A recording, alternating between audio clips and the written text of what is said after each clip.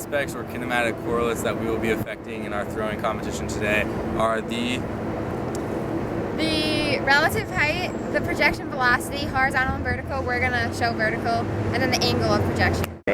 For the angle of projection, he's going to try to release the weight at an angle of a little bit less than 45 degrees. So for projection velocity, he can only rotate his arm for 360 degrees per second, or 2 pi radius per second.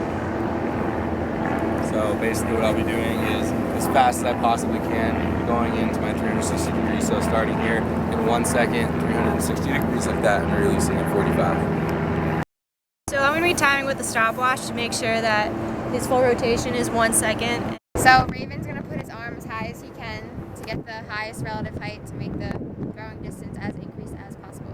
So right now we're marking out, putting a dot with spray paint at every 10 feet, so that way we know how far I actually throw it when I do. Trial number 1, Warren's timing my revolutions per second. I'm going to try to make it so I do not go more than 360 degrees in less than a second.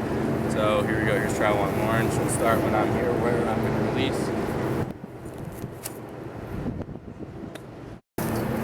That's 4 feet, so 56 feet for the first throw. So trial 1, I threw 56 feet. I feel like my angle of projection was pretty good, relative height good. The problem was that my angular velocity, I was about 0.6 of a second for my entire 360 degrees, so I have to slow that down a little bit. So here's trial number 2.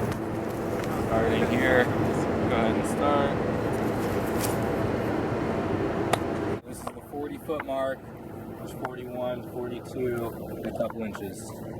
So we'll say 42.5.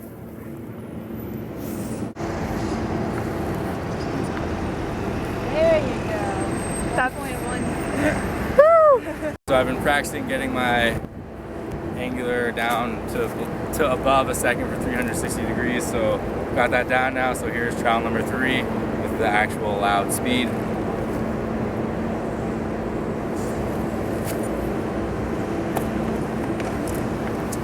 So that was exactly 1 second, 0.987 seconds. So, yep, 32.5 feet. Say it one more time. 32.5 feet.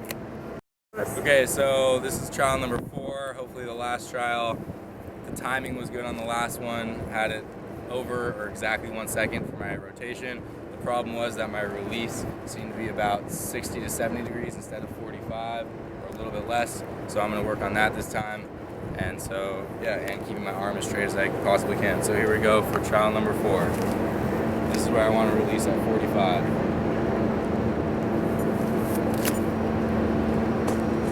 Look at that, a little over 36.5 feet.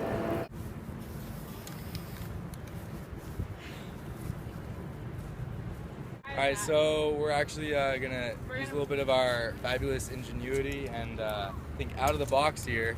And so we're really going to take advantage of the relative height factor. There was nothing said about what surfaces it had to be on, or landing height, or standing at the same level that the object was going to land at. I'm standing on a box that's 3 feet 7 inches tall, and we're on a slope of the decline angle of about 20 degrees.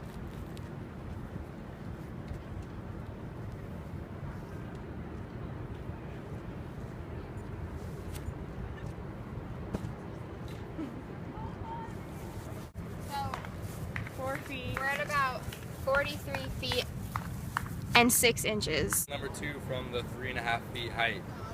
And I'm going to work on really releasing at 45 degrees from the horizontal now.